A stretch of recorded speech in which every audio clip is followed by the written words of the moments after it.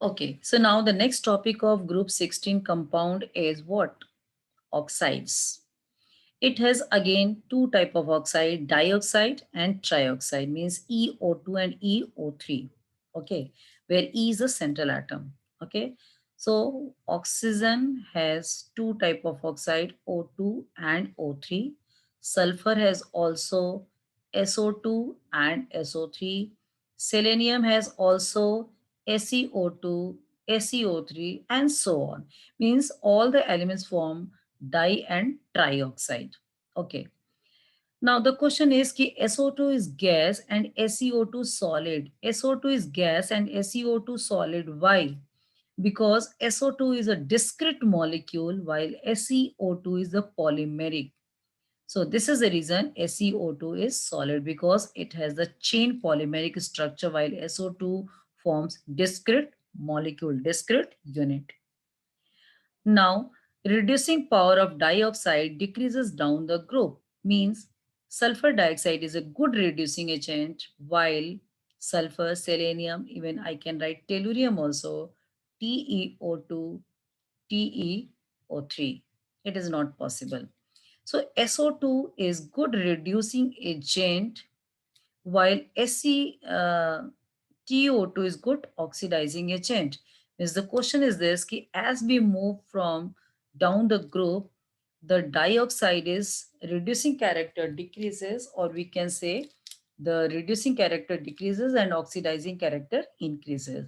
So simply we can discuss in the form of question ki why SO2 is reducing agent and tellurium dioxide is an oxidizing agent.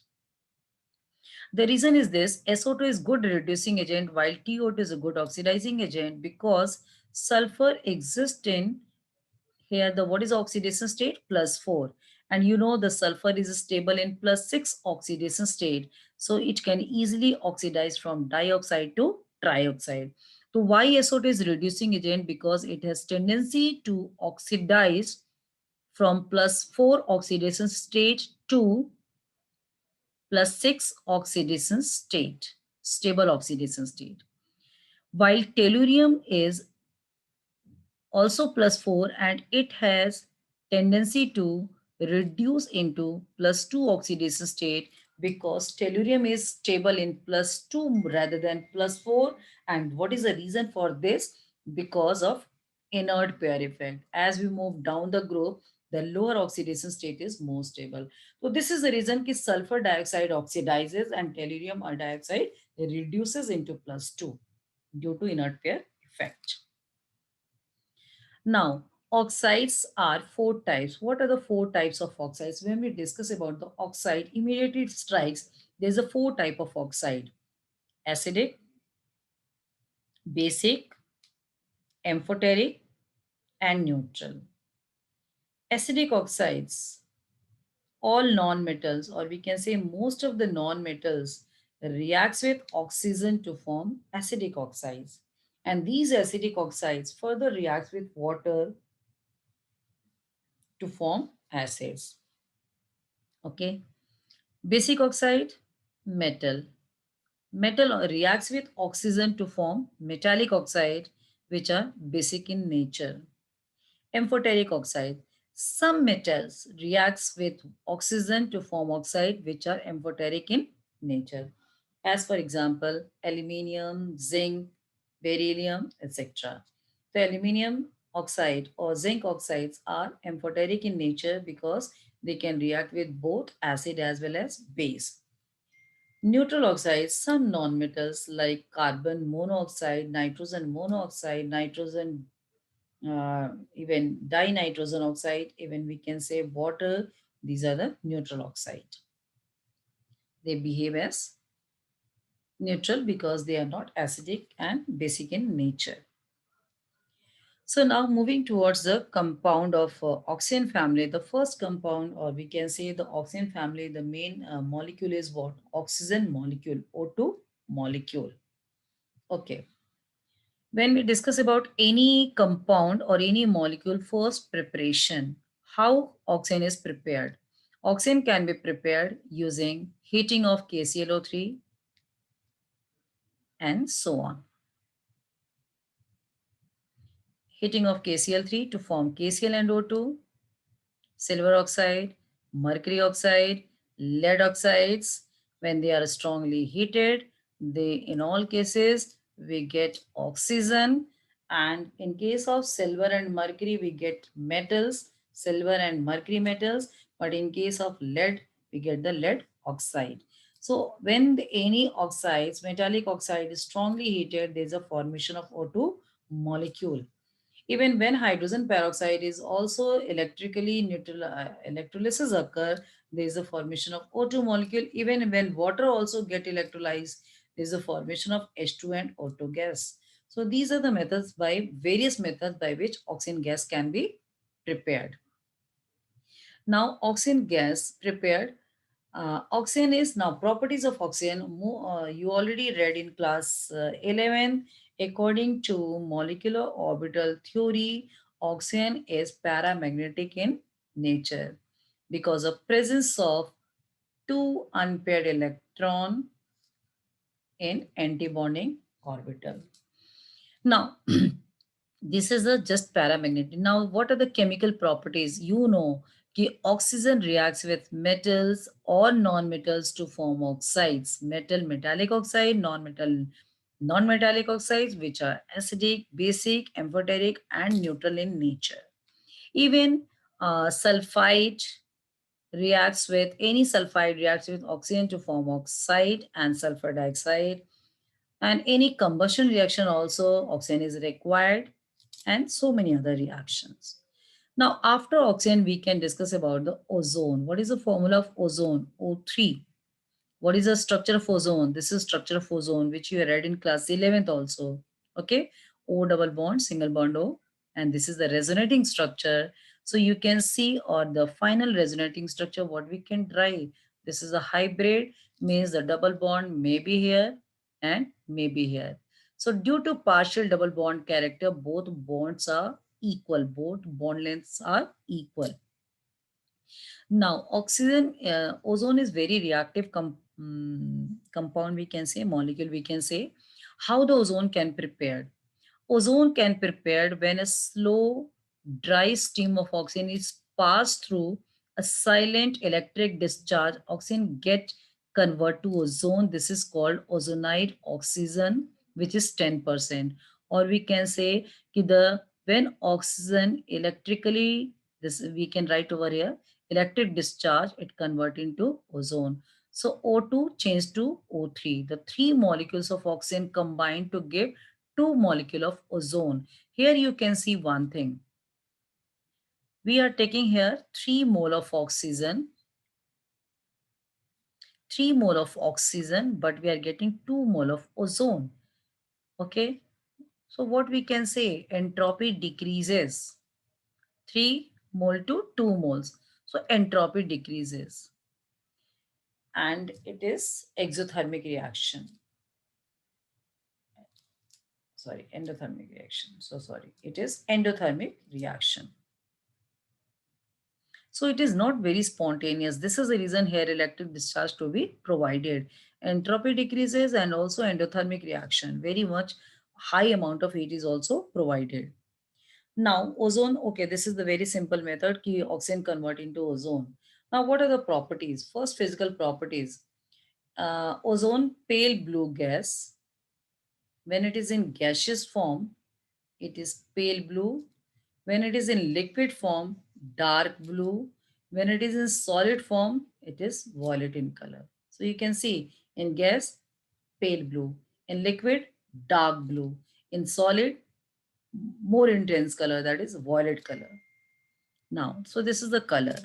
Second, its decomposition to oxygen liberate heat and increase entropy. That is delta G has a large negative value. So ozone is thermodynamically unstable. So again, one question come in the board exam. Why ozone is thermodynamically unstable? So let I discuss with you. Ozone is thermodynamically unstable because of two reasons. You can see the structure, you know the structure. There is a single bond. So this bond easily breaks. And when this bond easily breaks, it convert into O double bond and nascent oxygen, or simply we can say O2 plus nascent oxygen. So this bond is easily break. Okay. And secondly, I can also discuss, or we can say O3 thermally unstable because ozone easily decompose. This bond easily breaks. So ozone easily decompose to convert into O2. And again, this nascent oxygen combine to form O2. So now we can balance the 2 moles of ozone convert into 3 mole of oxygen. Okay.